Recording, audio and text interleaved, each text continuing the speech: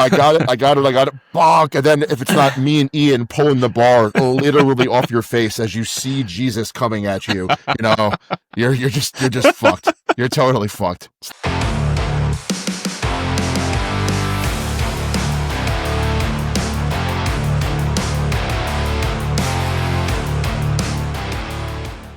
Welcome back, folks. Next episode of Iron Road Podcast. I am Ian DiGiacomo, along with my incredible co-host, Eric Prush. I'll throw some compliments at you here and there. Okay. Got to keep you honest. You're like a pimp. You're just stringing me along. It's mostly abuse and then a compliment every now and again. Okay. Psychological control. But how you doing today, buddy? Horrible. But I'm always happy to be here. It's never horrible. Likewise. Because of this.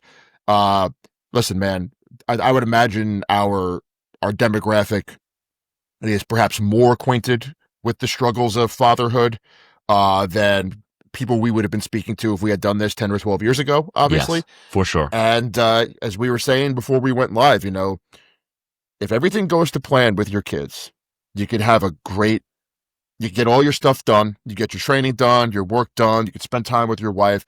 But if there's no margin for error, here's what I just thought of this. It's like an equipped bench press, right? If you're using a bench shirt, if it stays in the groove, you'll probably get it. Or if you miss, it won't be that bad. You get out of the groove, everyone dies. Okay, it's a tightrope walk. Yeah, it's a tightrope walk, right? It's like all 7 spotters. It's all hands on deck because 1,000 pounds is coming for your forehead. Like there's just no. That's what it's like. Like it's when the bench shirt is off and you just skull yourself. No one misses that way with a raw bench press, or if they do, it's something insane, right? Yeah, it's like raising kids and getting your shit done is like doing a double ply bench press. It's a balancing act. It's just like a parlor trick, really, is what it is. It's just, okay, I got it. Bonk. And then if it's not me and Ian pulling the bar literally off your face as you see Jesus coming at you, you're just fucked. You're totally fucked. It's the worst. Dude. I would love to hear, we have plenty of time at least, so I'd love to hear your original rendition and not impression, but I guess your take on our experience at the West Side Barbell Invitational. Because I think that's a necessary story, and you are the storyteller. I'm just going to sit back and let you give me your backstory here. So I met Ian at a seminar that my old boss was holding. He was subleasing space at a wrestling club. And he had like a couple Elite FTS squat racks and, bands, chains, barbells and everything. I don't know if I was working for him yet or if I was interning. Regardless, Ian comes in for a seminar on powerlifting and strongman. And right away, I'm like, all right, this guy's like similar size, similar age. Like, this is like my competition. Because there were other guys that were 40, that had been lifting for a long time. That were putting up some pretty serious numbers. It was like, I can't realistically expect to compete with this person on something. And so we went through all the lifts. I got you in the deadlift, of course. Okay. I don't remember the squat at all, which means it probably was a tie, for being honest with you. Okay. Sure. Yours was definitely better looking than mine. I just got the weight up. That's the way that it always was. Okay. It's just accurate so far. Yeah. But then you fucking hooked me on the bench. Hooked me. And we got up to 275, and I might have squeaked out 2 or 3, and you got under it. You were just like, poof, poof, and I was like, yo, fuck this guy. Okay. And we wound up training together. My boss got a different space. I came along. I was working for him for a couple of years in this spot. You came in because it was one of the few places that had respectable strongman equipment. Like you could do a decent amount of events, and it had other stuff, obviously, for your GPP, your basic strength training, and so on.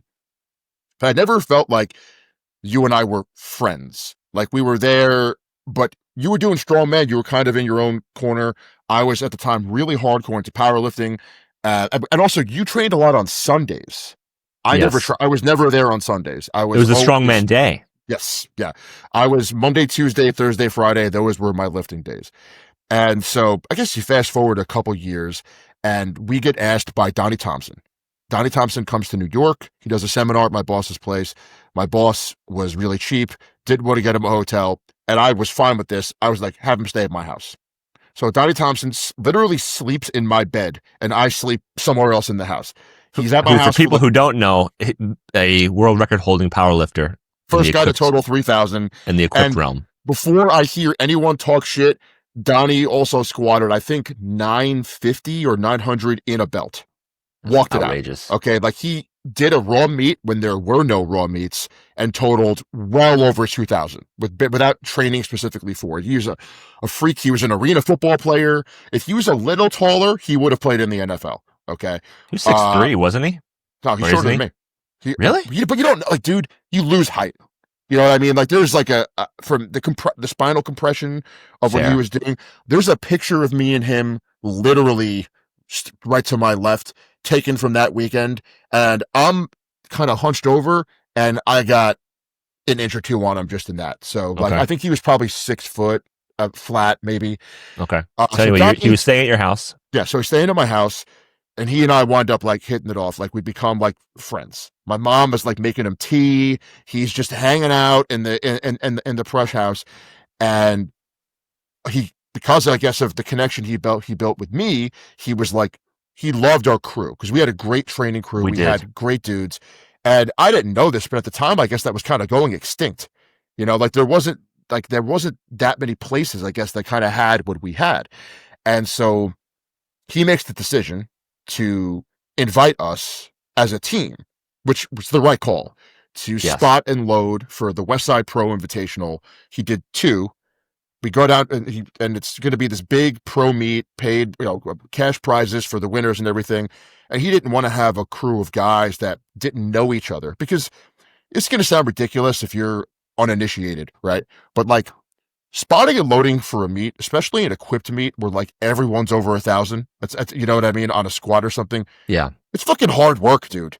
Like it's a lot of work, backbreaking. Yeah, it's like you're running the monolift, you're taking plates on and off. Like you basically have to be a team. Like you can't really do it with people you don't know, right?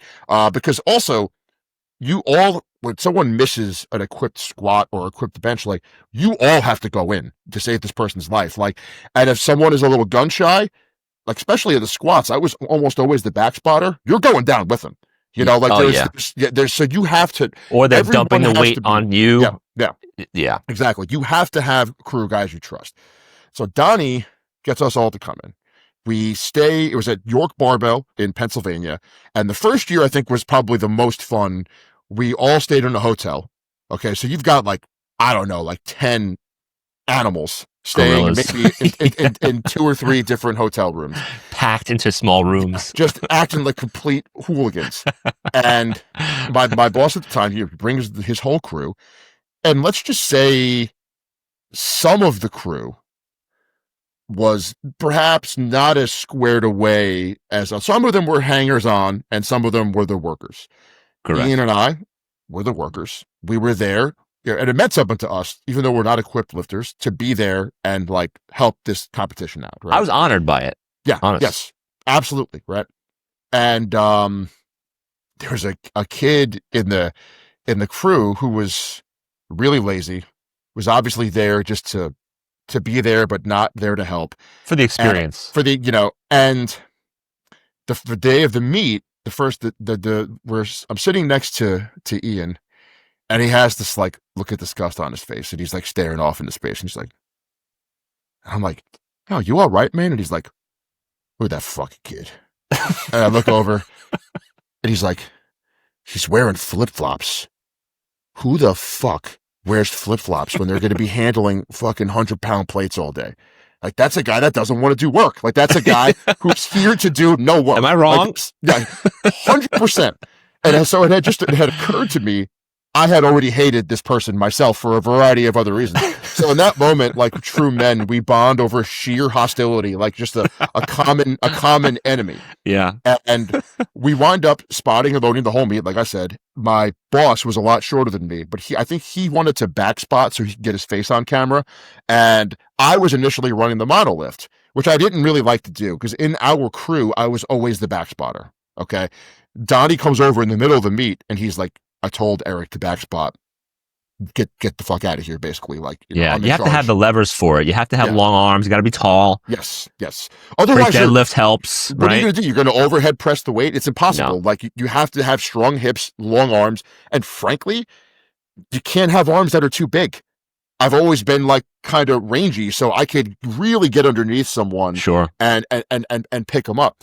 And Ian winds up being one of the side spotters. So for an equipped lift, or probably, I mean, a raw lift too, quite frankly, even if it's big enough weight, you got to have like 5 spotters. You need a back spotter and you need 2 for each side, right? So Ian winds up back spotting, side spotting while I'm back spotting.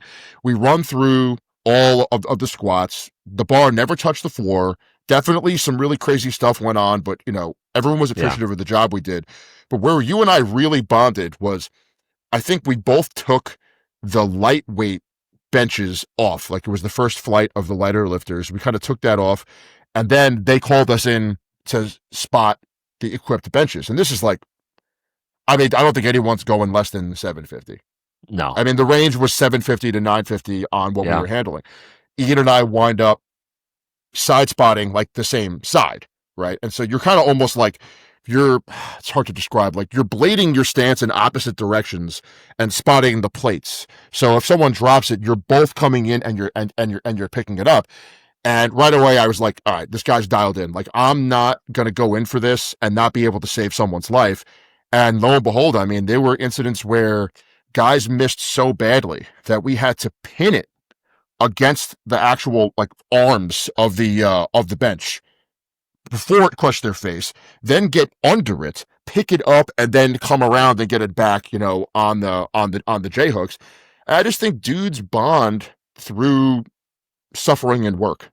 And stressful times, right? Yeah, Stressful listen, situations. Dude, guys are, you don't know this, but like an equipped bench, it's a very slow eccentric because you're basically, if you put on like your kid's jacket backwards, that's kind of what's Great going analogy on there. So like they're pulling.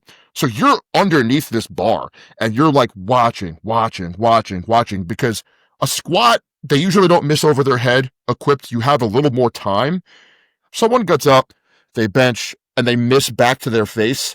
You've got milliseconds to save their life. Milliseconds. Yeah, you can't see it coming always. You have to have quick reaction time. That's for sure. Yeah. Because it could be crushed skull if not.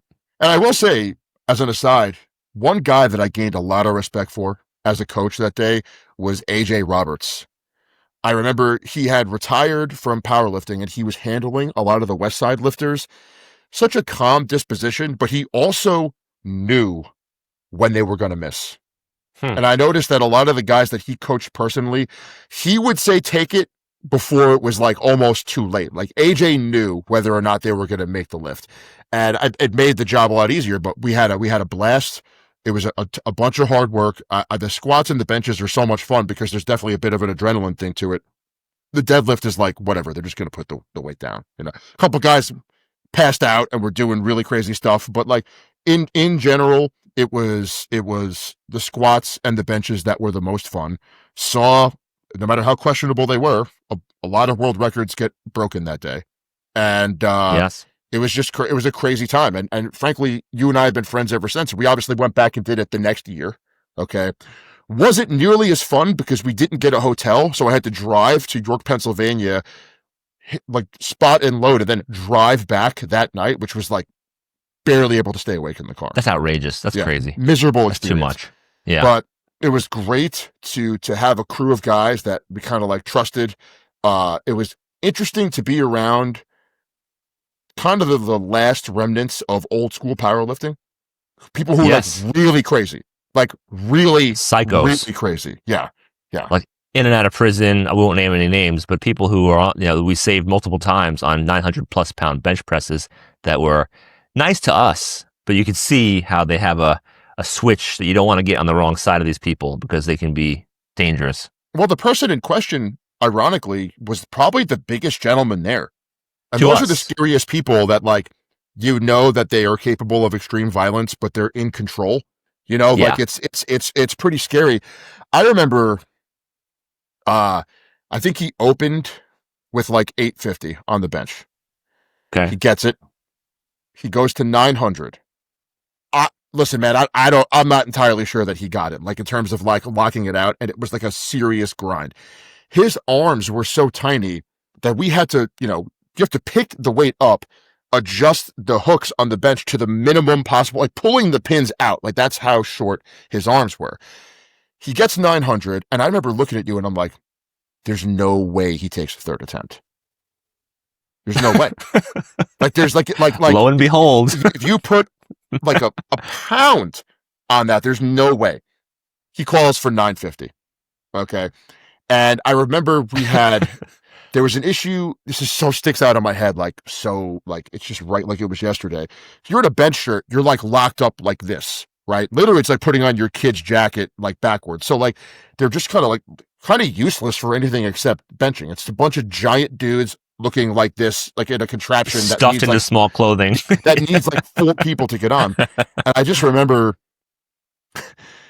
there was some issue with the height of the bench. So the bar was loaded and we had to get it like down to the appropriate height. So like he gets up, he's ready to lift, and we're like trying to, and this is 1,000 pounds, guys. Like this is 950. It's not like easy to pick this up. Sure. And if you have people wearing flip flops that aren't ready to help, it makes it quite a bit more challenging. And so we're like trying our best. And I just see this dude pacing back and forth in front of the bench, literally hawking loogies at the bench in a completely psychotic rage, like spitting at the bench. I've never seen anything like this. And I am certain he's going to miss. As certain as you could possibly be. I remember looking at you and I'm like, yo, get ready. Cause like, this is going down. Okay? We were locked eyes. We were all in. This is going down. This guy it's happening. Okay. And this dude's arms, I mean, for a guy that was as strong as he was, could still only deadlift in the 6s because his arms were so short. Like such a strong arms. Dude, but just those are the levers. That's what nature gave him. So if I miss and the ball goes back to my head, there's a little bit more time because I have like decently long arms. This dude, there's no time. And I just never forget, he gets down to the bench shirt, goes to press it up. It immediately gets out of the groove and goes right back onto his head. Towards his face, at least. Yeah, like what? I mean, I would be curious to know. There's not enough like footage of it or something to really know, but like the exact distance between his head and the bar. Because if you told me it made contact, I would believe you. And I just remember he was his arms were so short. It was like, it was very hard to get under it. So we had to like staple it. So you got 4 dudes stapling it against the bench. Against the bench uprights. Yeah, against the bench uprights. And then we have to squat down and get under it. And at this point, his handoff guy and the head judge are now up on the platform, and we all just pick up, a 950 pounds and put it on there. But to this dude's credit, after all the awards were given out, he walked over and he was like, "Yo, man, you guys saved my life, and I really appreciate it." He wasn't wrong. But he was the only one. Yeah. He was the only one who did that. Yes. Even though we saved many lives that day. And we saved the same people's lives multiple times. The next year, one of the West Side lifters, these guys were both West Side lifters, who he ate it on a big squat, like 1,100 or something like that. Jeez. We got it off him, and I remember clear as day, he was like, "Thank you all for saving my life." And I was like, you know what? You're welcome. You're welcome, pal. Yeah. But I mean, yeah, some of those people were, frankly, they were not grateful. We didn't get paid a dime for that. No, it was all voluntary. Yeah. Yeah. Can I tell you my favorite part of the story that you missed? Please. So we were there for 9 hours plus, and pretty much for you and I, besides the lighter bench presses that we took off, we were loading plates and spotting, and you're tense, and it's not just physically exhausting by loading plates. You're literally saving lives every 45 seconds or every couple minutes. So you're stressed mentally. You're very tuned in. You're very focused. And it's just a very exhausting day. Let's put it that way, right? We did this, again, like you said, without being paid. And at the end of the show, at the end of the meet, some guy who maybe weighed 160 pounds, it's 6'3", like a beanpole, pencil neck, right? I still have anger in my heart for this guy. He comes up to us. He must have been like selling supplements. I don't know what kind of organization contribution he made, But he came up to us, the spotters and loaders, the ones who worked the hardest, like, all right, guys, now you got to clean the bathrooms. And at a powerlifting meet, those old school powerlifting meets, the bathrooms were like horse stalls. People, it's just piss and shit everywhere. They are atrocious. And for you to have the balls to come up to us after you didn't lift anything but a pencil that day and say, we have to go and scrub the bathrooms and clean up all that shit. Dude, I almost twisted his head off. So I forget I think I blacked out. I just walked away.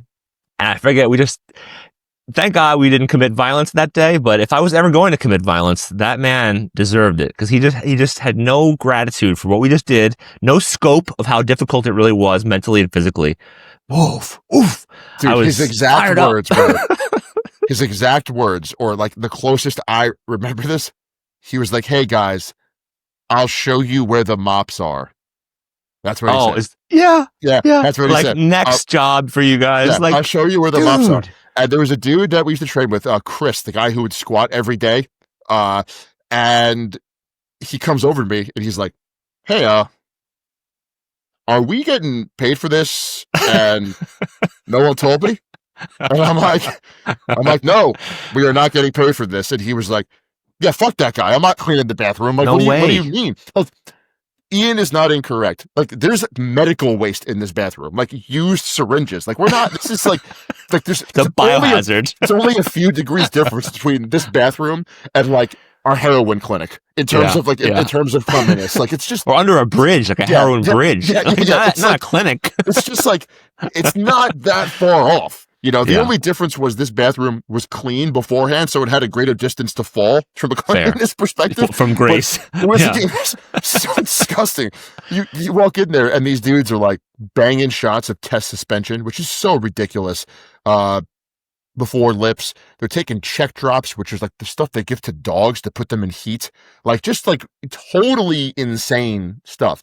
And I could still see that guy. He had the glasses. And we were just like, "Dude, you're like fucking, you go get a toothbrush and clean that bathroom," because there's no chance. There's no chance that I'm doing this. I'll wrap this broom around your head. A fucking iota. Like you said, like the balls of this guy. And listen, when you're doing this, like, as the guy who's the back spotter on like the squad, you're the only person that can like seize the entirety of the bar.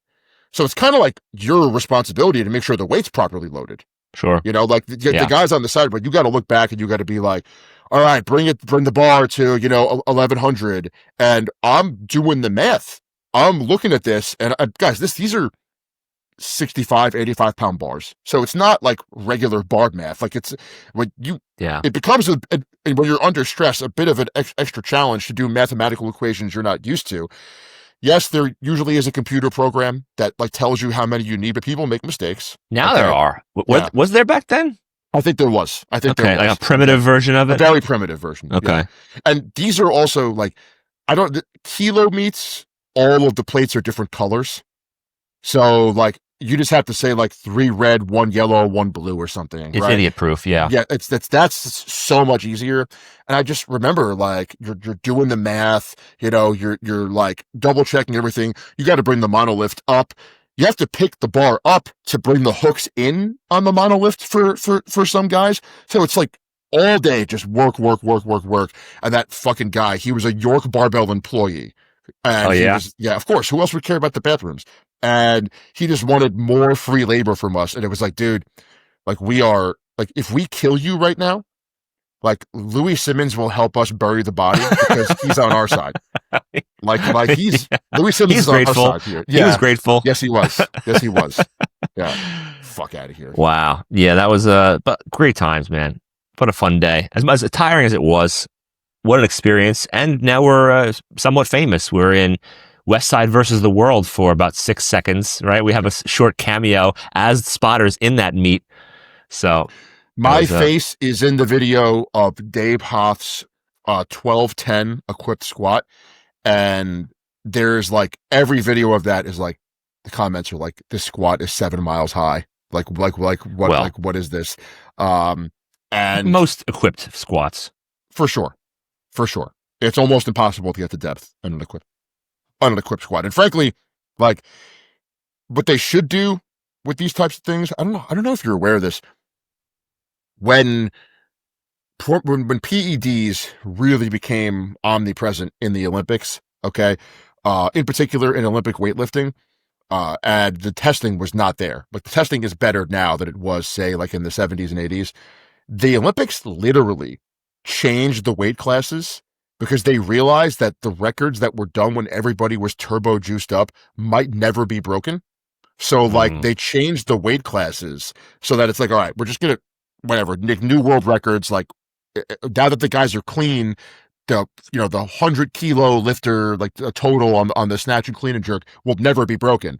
And because of that, like they were able to kind of reset it. Sometimes I feel with powerlifting, it should be like, listen, like just cancel some of these records because the squats are so abominable. And the only way to beat it is to squat that high or higher. And it just becomes like nonsense. Like it's like impossible. Like you can't possibly squat that depth, that weight to depth. And on top of that, is it even possible to get to depth when you're wearing like 5 layers of pants? Yeah. I thought it was very silly in general, the sport of equipped powerlifting, especially multiply. Let's say, Ed Cohn, the years of days of Ed Cohn, where he broke many records, I think it was single ply. So he had equipped, thick fabric he was wearing to help with the weight strain. Mm-hmm. But those guys in multiply, as stressful as it is, it's a separate sport. You really can't compare it to raw powerlifting. And sadly, now a lot of the big raw powerlifters are breaking those records raw. So like you have this ridiculously thick fabric that is supposed to add a couple 100 pounds to your lift that guys are now walking out in knee sleeves or knee wraps and just dunking way deeper. Yeah, so it's just like it was an era. I think it was an end of it. I'm not sure how popular it still is. I don't think it's very popular anymore. Again, with the introduction of so many freakish raw lifters, I think it's kind of being washed away. I know Louis Simmons always wanted to be the strongest of all, and that was like he had the strongest gym, and in order to have the strongest gym, you had to do drugs, and in order to be stronger, you had to do equipped powerlifting. I just think that it was a interesting, obscure sport in parallel with raw powerlifting that's kind of being washed away. Yeah. I mean, raw powerlifting didn't really exist until people had enough with the equipment.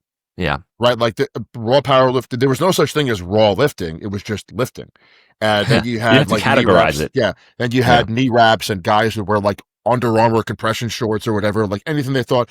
And then of course the equipment got so out of control that finally there was an overreaction to it. But for those of you guys who don't know, like powerlifting to train for it, if you're solo, is very boring because there's a lot of rest. You're really not doing much of anything between sets.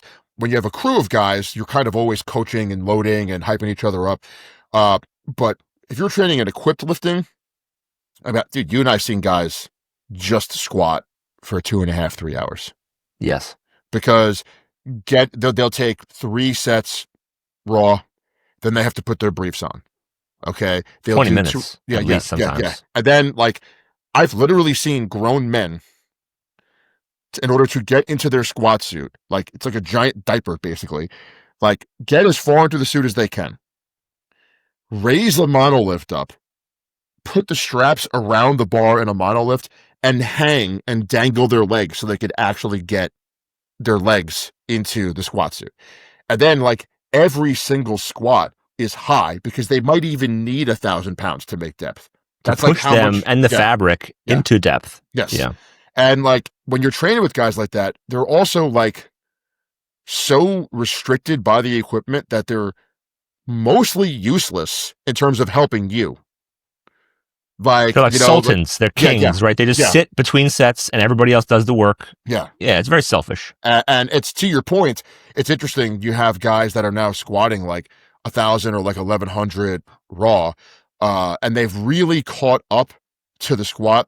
The bench, they'll probably never catch up. I don't know if you'll ever see 1,000-pound raw bench press. What's his name? Julius Maddox. He's on the cusp of an 800-pound bench press raw. I think he hit high sevens. There's a dude in Iran who did it in the gym.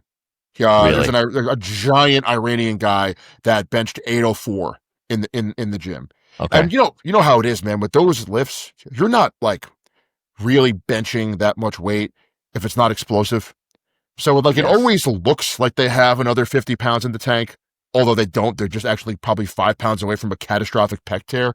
Yeah. But Julius Maddox and this dude in Iran, who I think, unfortunately, due to the political situation in the world, can't exactly get to a legit meet outside of his country to actually test himself. But his videos and everything, I mean, they're all right there. The technique is like basically perfect. The pause is perfect. I think he did 804, but it just wasn't in an official capacity, which is insane. An 804, an 800 equipped bench was world class. Yes.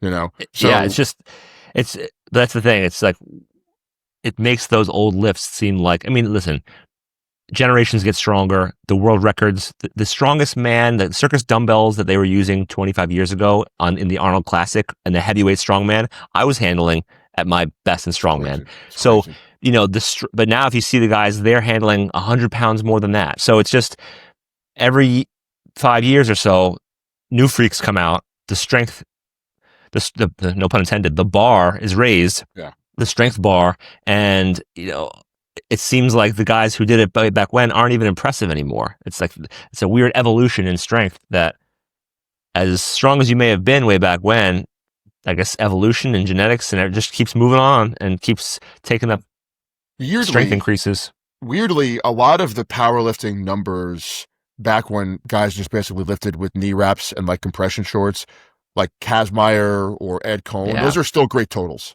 Yes. You know, like those, like it hasn't been pushed that far, with the exception of the outliers, like Colton or John Hack. That's obviously like the outliers are way ahead. But like I agree, the bar has definitely been raised. And look, powerlifting is never going to be as popular as football or basketball or baseball or whatever. Okay, but the thing is, when you add in the equipment, people don't understand it. Okay. And so it's very difficult for them to understand how much you're lifting versus how much the suit is lifting. Not that that's even the correct way to look at it, but it's very, very difficult. And also, look, the tighter the equipment fits, the more carryover you get, which is part of the reason why so many equipped lifters looked like shit physically. You know, they would just gain weight to fit in the suit. Whereas a lot of raw lifters get poured into the suit. Basically, if you're fatter, you can, you know, having body fat is kind of squishy and soft in a way, external body fat. So it fills the space of the suit, the volume of the suit, and gets tighter. If you're really lean, you might have gaps in the suit. If you're like shredded underneath all that, you're not going to use the gear to an appropriate level. I think it's also like, and so because of that, you don't want to look like those guys. So that era of raw powerlifting that I came up in, kind of a lot of senses being spearheaded by Dan Green, who had a great physique. That was really kind of like when it started to become popular. Like, oh, you mean I could fucking bench big weights, squat big weights, and actually look like I lift and look awesome. Yeah. And I think Dan was really, and also like the long hair. He's just like such a great specimen, you know, back in the day, that like I think it really popularized raw lifting. And ever since then, you have more good-looking, jacked dudes that are actually lifting the weight, and it makes it more accessible and more popular, where I just don't think the average person can compartmentalize in their brain or understand, like, is the suit doing it for them? Like, what's the difference? I don't know that I understand. And then, like we said before, it makes the technique impossible to duplicate.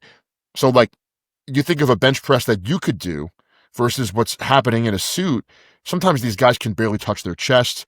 And the thing that always kind of made me crazy was like, in raw lifting, when you bench, you know, like it's very easy to discern whether or not your press ended at the same point it started, right? You get the bar out of the rack, you're here, down, up, boom, it's locked out again.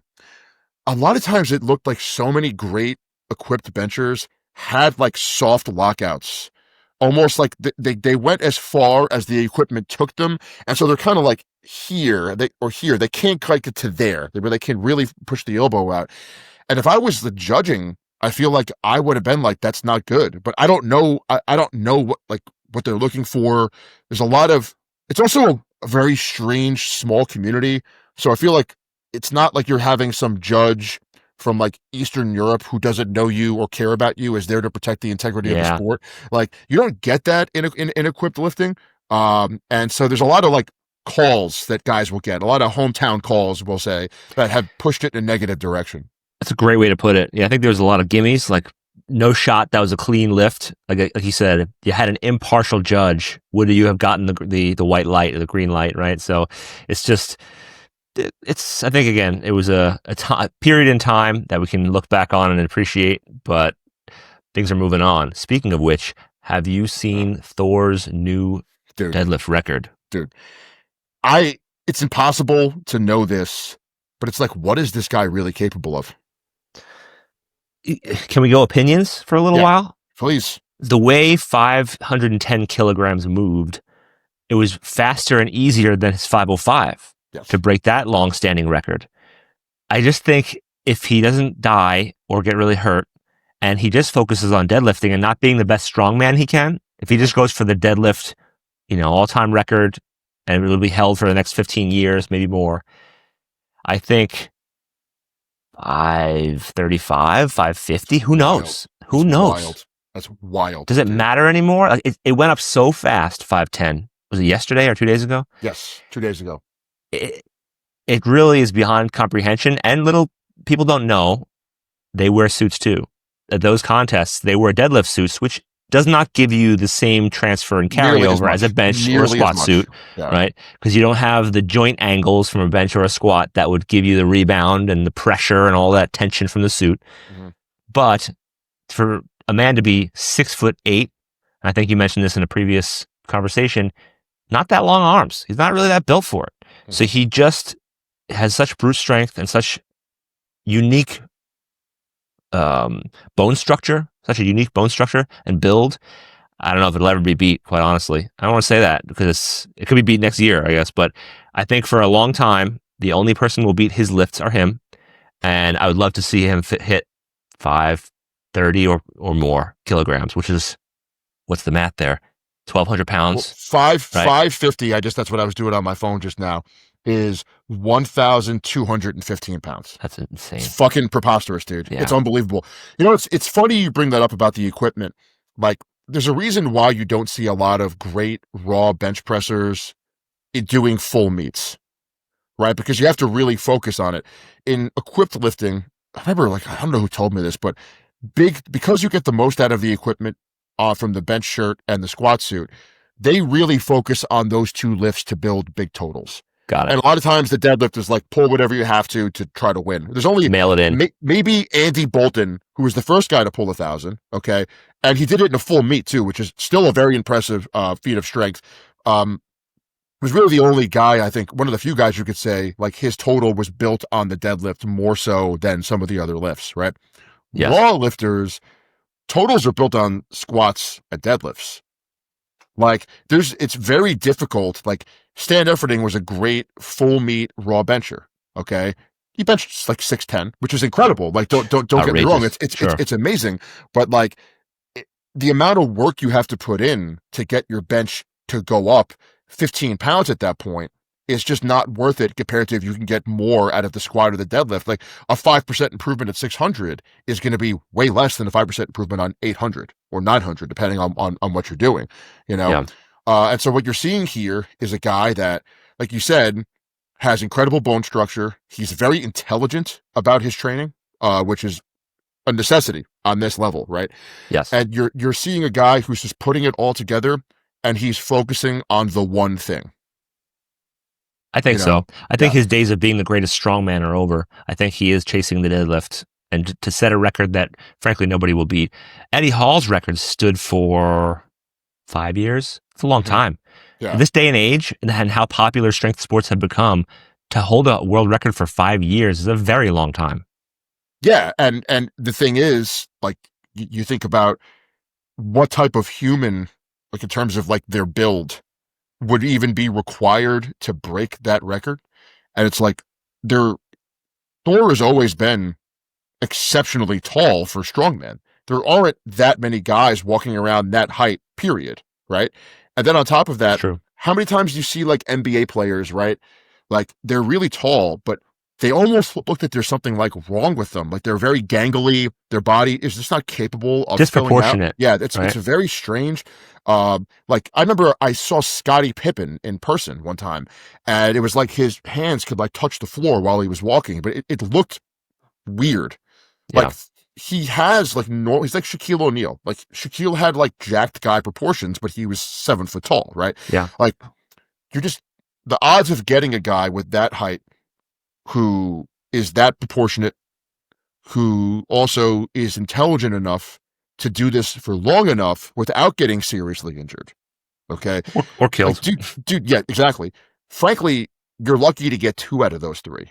Like, let's be honest. Yes. Like that's it. This is a rare situation of like, like the Tiger Woods, the guy that has the talent and the work ethic and the intellect for it. You can be a world champion on just 2 of those things. It's the perfect storm, though. Some of these guys, that's what makes them so dominant, is that they have everything, all the pieces. And there's no one close to him. Like there's, and like, I think people need to put this in perspective. Like, I think Colton has pulled 1,000 in a full meet at a lighter weight, which is extremely impressive. This is true. Extremely impressive. But like, dude, the distance between 1,000 and 1,200, it's like a different planet, dude. Yeah. I mean, come on. Like it's a different planet. This is not like, proportionally you might think, oh, it's only like a 20% difference. No. Every time that you go into a new stratosphere of lifting or any skill, like I teach jujitsu now twice a week, right? Nice. And when I tell the guys that I coach, it's like, when you're a white belt, you will improve sometimes round over round. You know what I mean? Or at the very least day over day, and certainly week over week, right? When you're a blue belt, sometimes you'll still improve week over week, but a lot of times it'll be bi-weekly or monthly. When you're a purple belt, the best case scenario is, you're assuming you're keeping the same training schedule, okay, with the same type of methods. You're maybe monthly. Okay. Now, when I'm a brown belt, now the amount of work I have to put in for a 5% improvement, which is obviously unquantifiable, but in jiu-jitsu, like it's so much work to put in just to get a tiny little improvement. Once you're deadlifting that much weight, you have to slave away for just a little bit of poundage. Like you're not going to get the 200-pound jump. Like you get a guy like I'll use myself as an example. A decent deadlifter had I probably, if I had really put the work in, I probably could have pulled 800. It would have taken a long time, but I probably could have done it. Okay, assuming that I didn't do anything stupid. Sure. But like for me to go to 400 to 600, it wasn't that hard. Yeah. It really wasn't that hard. I just kept showing up. I just kept training. Okay. I did what I had to do. Okay. But once I got to 7, it was like, now we're really nickel and diming this bitch. We're really like at 5 pounds here, 10 pounds here. Maybe you regress, right? Like you go too hard and you regress. Like it's just so out of the ballpark. It's like, it's unfathomable, honestly. And the other thing that's amazing is, I guess, because he's so much bigger, Ian, it seems like it takes less out of him than Eddie Hall. Yes, I think like anybody with a larger frame, even carrying the body weight, you can handle it better than somebody. Eddie Hall was about the same body weight at 5 inches shorter or more, something like that. 6'3" to 6. So, all that stress, it multiplies with when you're not really built for it, but you're squeezing every last inch. I would love to see Thor squeeze every last inch out of his deadlifts and almost not. Well, I'm not wishing harm on the guy, but Eddie Hall almost died to pull 500 kilograms. Mm-hmm. Thor, probably wouldn't have had a beer after his. He looked great. He wasn't passing out, wasn't nose bleeding, wasn't any of that. It went up smooth, and he's got a lot more in the tank. So I would love to see what his actual ceiling is. I think Eddie Hall, we know that was his ceiling. That was it. There's nothing else you could do. He never would have done that again. But when I posted a video about his previous record, I had no idea that people were this tribal about these deadlifts. Like there were like Eddie Hall fans that are like, well, he didn't break the record by as much, so Thor's a fucking pussy. And it's like, guys, like he knocked it out of the park. Okay. He's got more rounds in the chamber. I mean, his previous record was not that long ago, guys. I mean, it was like and it was slower than this one. Yeah, 6-8 weeks ago, whatever. Maybe. Okay.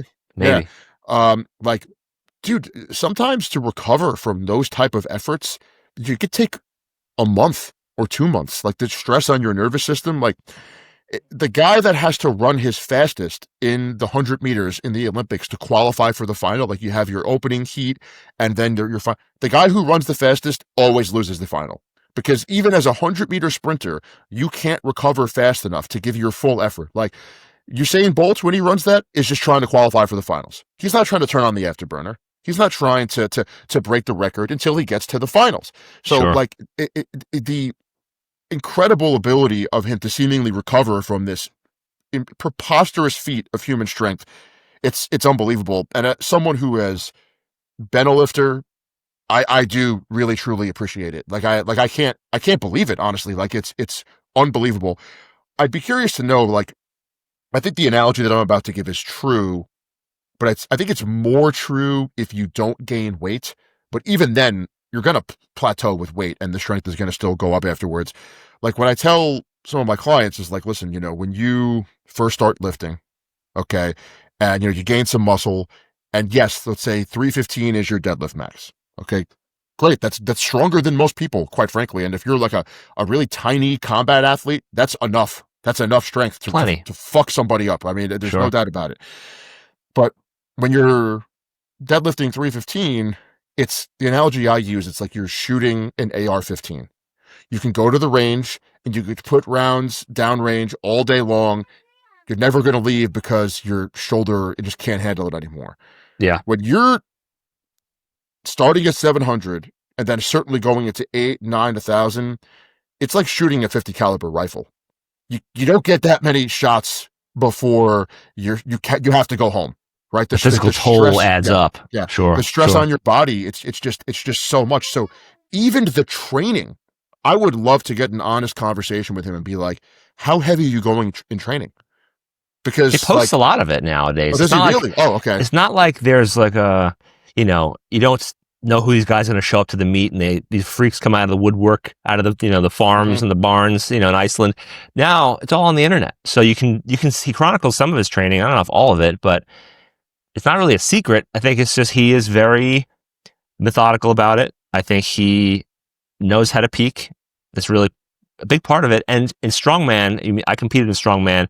You might not know this, but in strongman, they have to deadlift close to 1,000 pounds, and then they have to, yoke walk 1,200 pounds in an hour, or the next day. Mm-hmm. So I think the nervous system recovery there, those athletes are really conditioned to bounce back and handle it.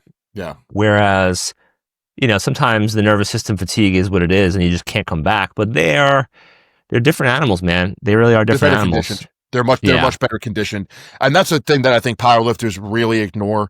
They just get so out of shape. Is this thing going to be broken for the next 50 years? I don't know. So the thing is about that, there has to be somebody with the same gifts and the same drive, right? So there has to be somebody like him, built like him, or something comparable, maybe longer arms. It could be smaller, but you have to have better levers, and you have to have years in. You're going to have to put 10, 12 years in to do that, right? Yeah. It would be a very, very cool thing to see if somebody came out of the woodwork.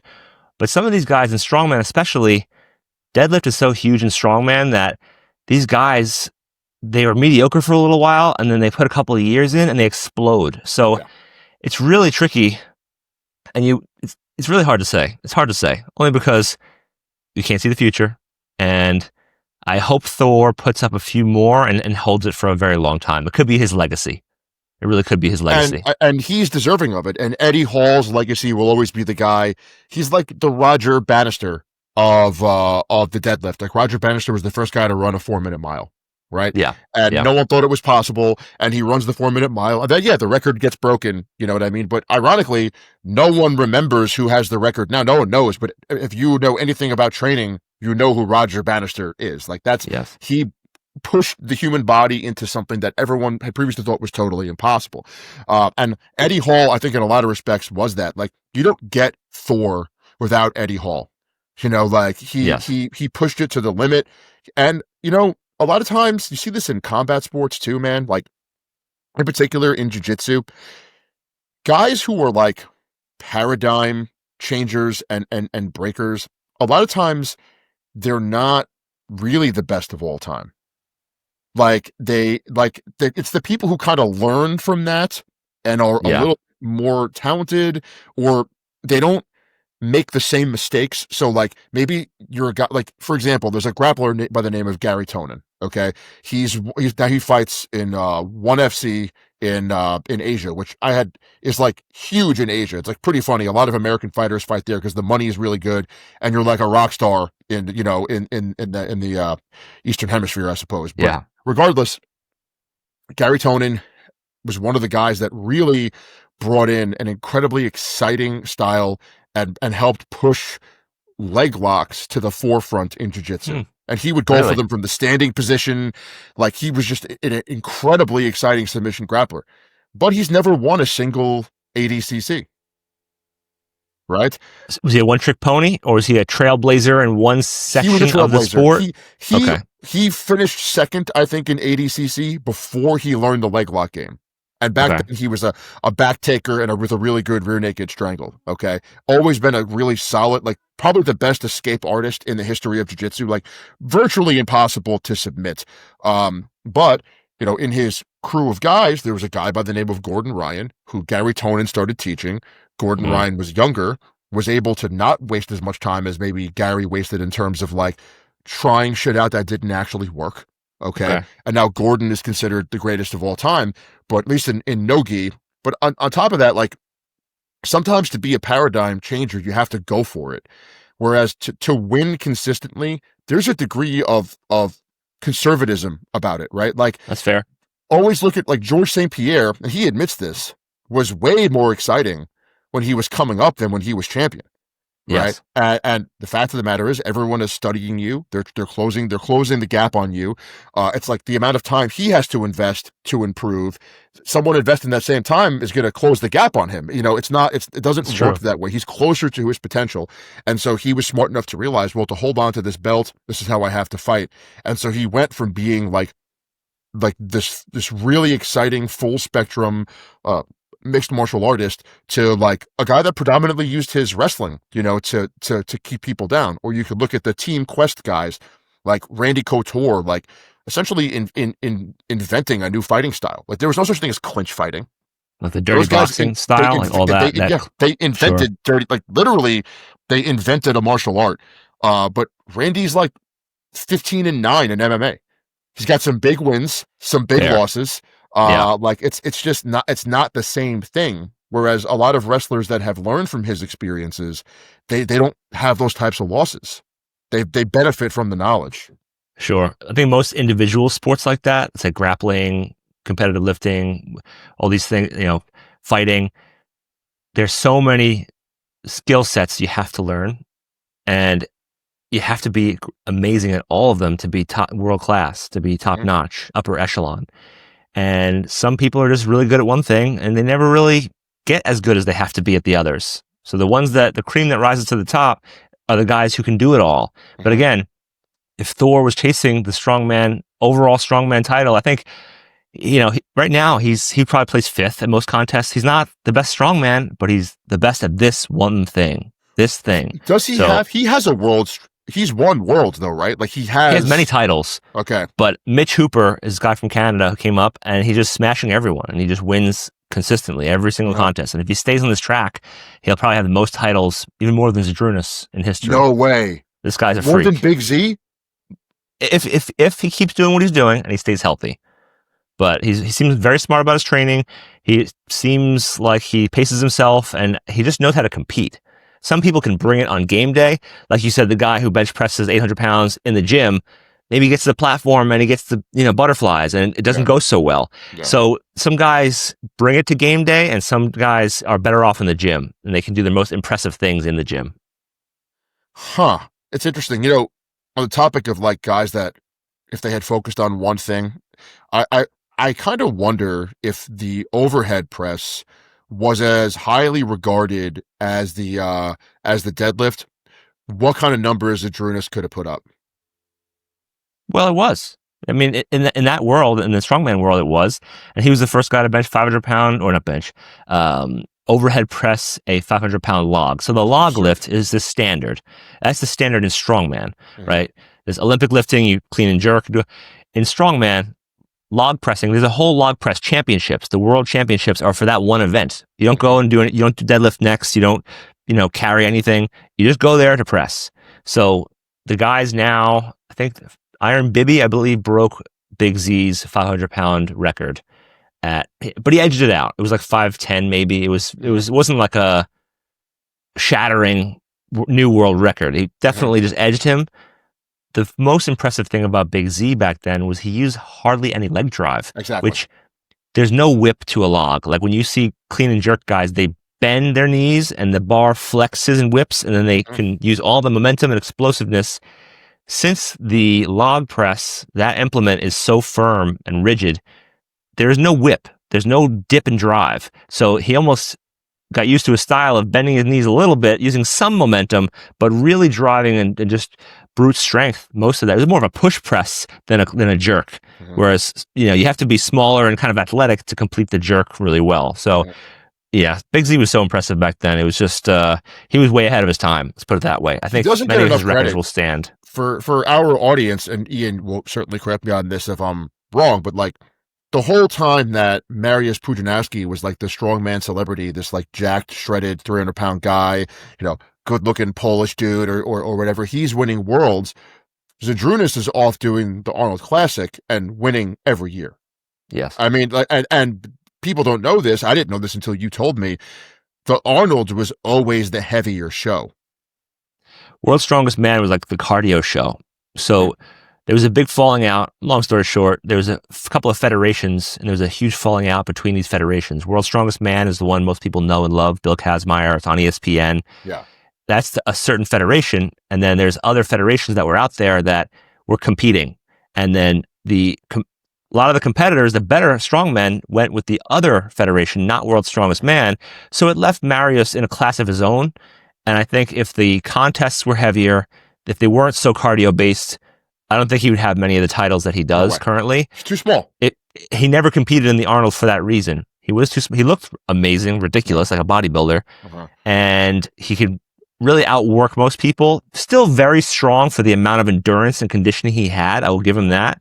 Like he could I remember him taking a 500-pound anvil up like 50 stairs, like 50 gigantic stairs. Like no matter how strong you are or conditioned you are, to have both of those things at that level is outrageous.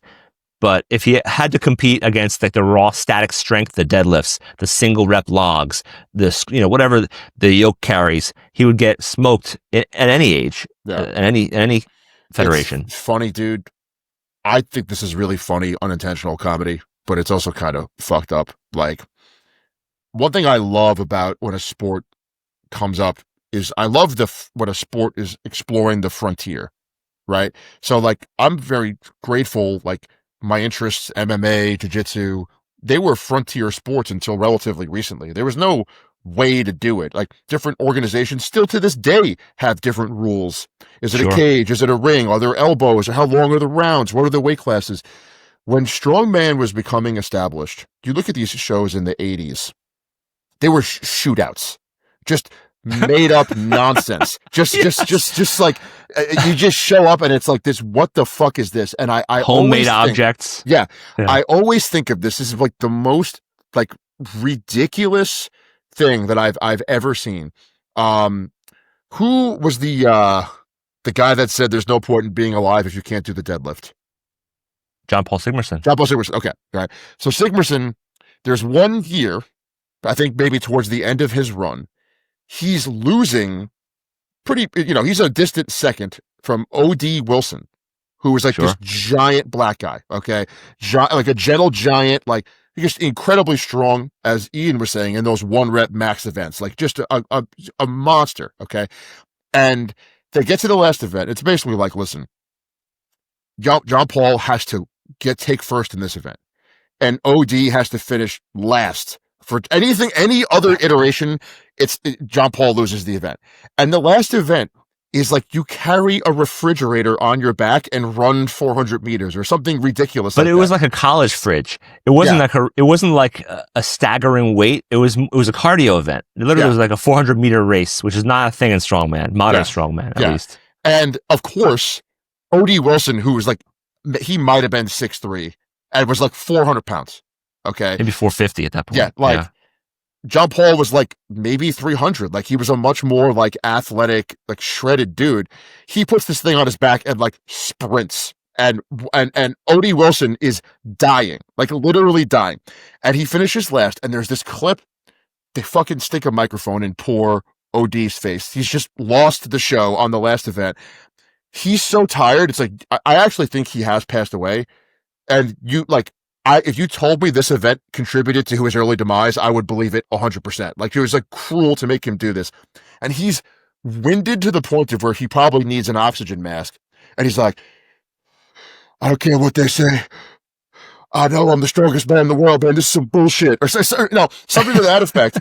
And you're looking at it, you're like he's right. Like, this is ridiculous. Like, you make the guy run with a 50-pound refrigerator. Like, this is basically cardio. Like, there were heavyweight MMA fighters. Like Alexander Karelin wins that event.